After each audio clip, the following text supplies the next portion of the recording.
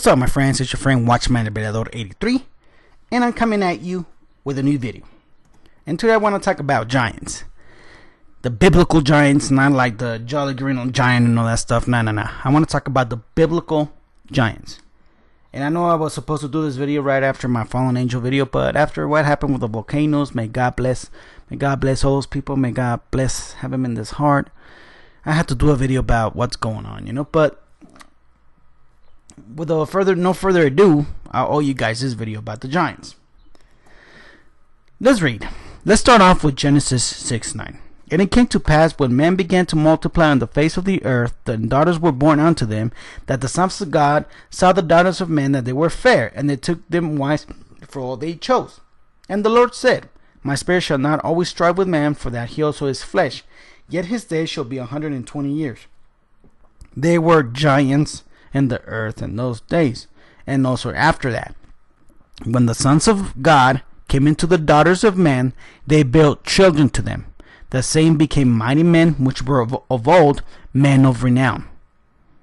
And then God saw that the wickedness of men was great in the earth, and that every imagination of the thought on his heart was only evil continually. Sorry, this word got cut off.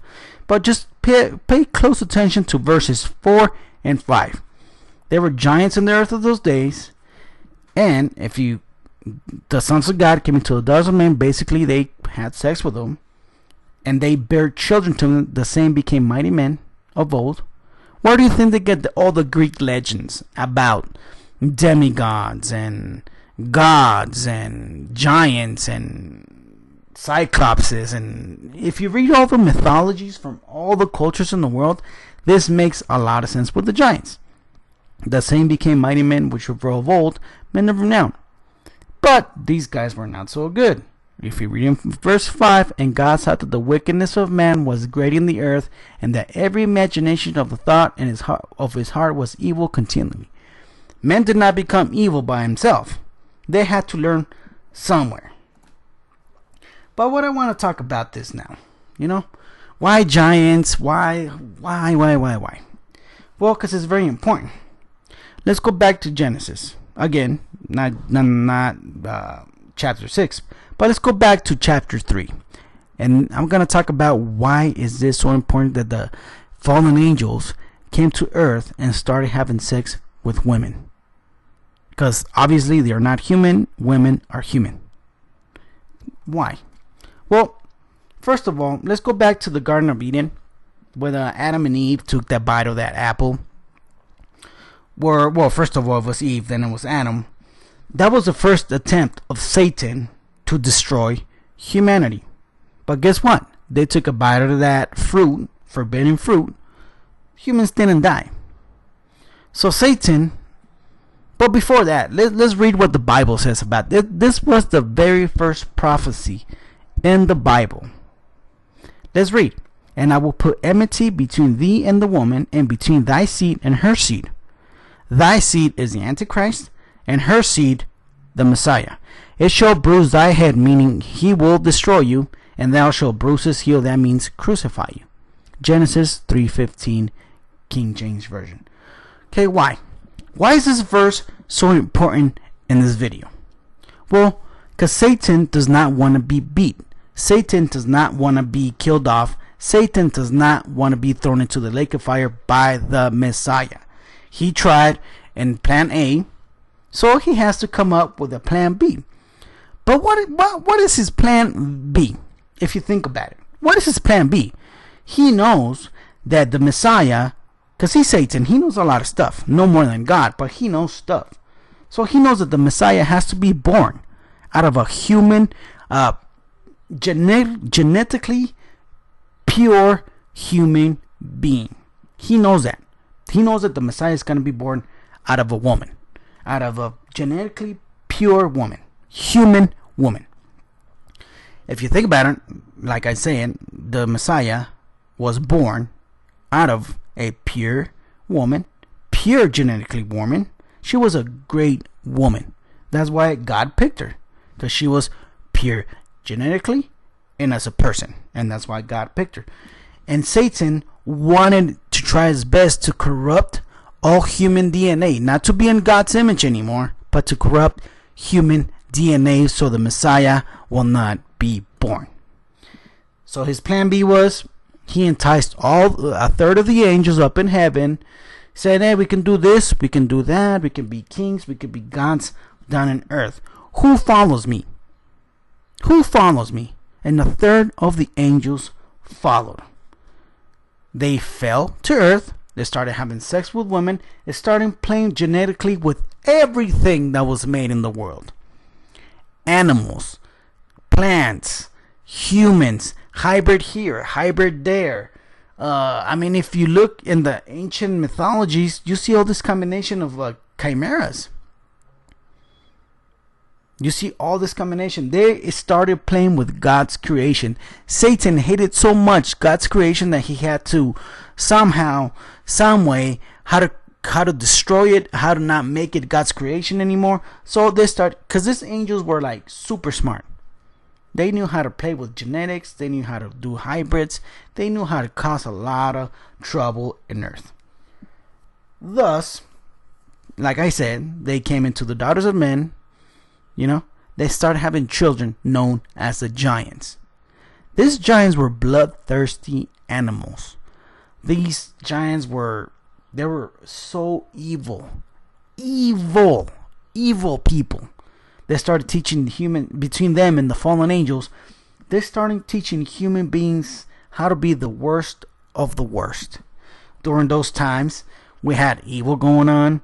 We have a lot of child sacrifice going around. We have cannibalism. We had violence just rampant all over the world. It was just bad.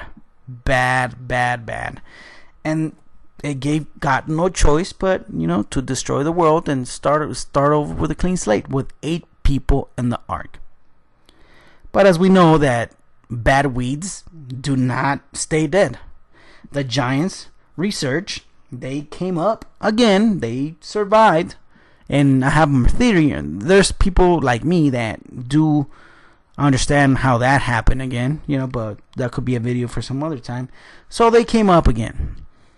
That's why they said like there was giants in those days and after. Well, then after the flood, there was giants after the flood.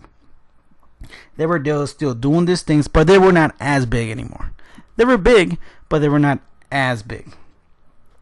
If you recall, in the whole Moses era, when he took the people out of Egypt, God told Moses, you know what, I'm going to give you a promised land. That's going to be your land where you're going to build your nation, and that's going to be all yours.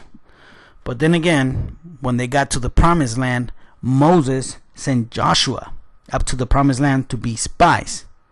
And then as soon as Joshua came over there, he saw the giants, he saw the huge walls. He came back with a report to Moses. He's like, you know what? Us compared to these, I'm just paraphrasing over here, people. I'm not quoting the Bible exactly, but Joshua told Moses, my bad.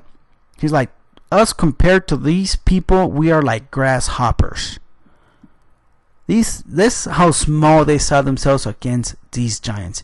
These cities are really high walled. They got really, really high walls. And there's a lot of mentions of giants in the Bible. But as soon as Moses knew that, and as we already know in the Bible, Moses did not go into the promised land, but Moses and God, especially God, gave Joshua a command. And this is where things get a little bit iffy. This is where things get a little bit where, oh, your God is a bloodthirsty tyrant. Your God, blah, blah, blah. Every time I debate people, I get into this. Why would God tell Joshua, as soon as you go into the promised land and the surrounding kingdoms, to kill everything? Man, woman, child, and all animals. Exterminate everything. Why would an all-loving God, a full merciful God, will tell Joshua to do that? To exterminate man, women, and child. Babies, everything. Why? Well, if you think about it, they were not human.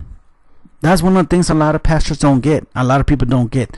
These people are not human.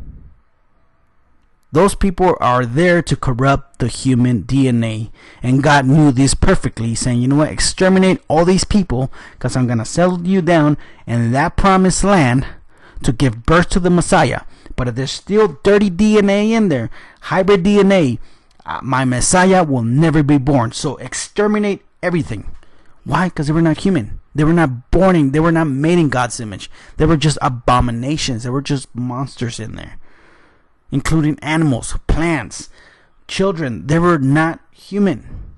They were just these little monsters. And God wanted to have a clean bloodline for his Messiah. And a lot of people don't understand that. It's a little hard to get your mind around that. But that's what happened. But then again, Joshua did not exterminate them all. There was a few left over. If you read the famous story between David and Goliath, it was up to King David to exterminate the last remnants of the giants. Luckily, he did succeed, and he killed off all the remaining giants, cleaning the slate clean, having the clean DNA for the arrival of the Messiah. Now you think, what about all those hybrids and all those giants and all these monsters they killed? What happened to them? Well, the body died, but not the soul. Remember, the giants were really evil. The monsters they created were really evil. The hybrids they created were really evil. Those disembodied spirits with no body, because the body was destroyed, became demons. In my next video on this series, I'm going to do an explanation how this is disembodied spirits became the demons that we know today. If you think about it, if you talk about a lot of civilizations back in the days, they all talk about giants building these huge cities or starting all these great structures. All of them talk about giants. Who started those civilizations? Giants. The giants were here before we came into this land. Look at the legends. Look at the stories. The giants were there. Now that I talked about Noah, look what Jesus said in Matthew 24. But as in the days of Noe were, so also be the coming of Son of Man be. What was happening in the days of Noah? Violence, giants, hybrids, human sacrifice, cannibalism, a lot of atrocious stuff going around, genetically playing with DNA, genetic manipulation, a lot of stuff that was not supposed to be happening. What's happening today? If you've been in my channel for a while, you know I've been talking about how science has been playing with DNA, genetics. This is not, it's happening. And they already started to do hybrids, animal human hybrids. It's happening. This is what Jesus told it was going to happen again. And guess what? It's happening right now. If you want a little bit more in-depth information about this, get yourself these 3 books, man. The Book of Enoch, the Book of Giants, and the Book of Jasher. It will give you a little bit more information from what I'm giving you here. I'm just giving you a rundown. I'm just planting that seed in your mind and in your heart so you can pick up your Bible, get these 3 books, and learn about what happened in those days that is happening right now again. You need to be spiritually ready. You're going to get bombarded with a lot of questions by atheists. Why did God kill so many children and women? Blah, blah, blah, blah, blah, blah. What's happening? What's going on the end times? Why is technology rising so bad? Why is genetic manipulation so good? Or, I mean, not good, but why is it so famous? And blah, blah, blah. We need to have a biblical background. We need to have a biblical understanding about what's happening. So every time we get confronted by these people, we have a biblical, godly answer. Like I'm saying all the time before I end my videos, give yourself up to the Lord. Trust in Jesus Christ. Grab yourself a Bible and start studying, because the end times are going this way like a freight train. Get a little click on the bell, so every time I upload a video, it gives you a notification. Also, if you like this type of content, please like and share. And if you're new to my channel, please help me to spread this message around. And if you're new, please subscribe. May God bless you all.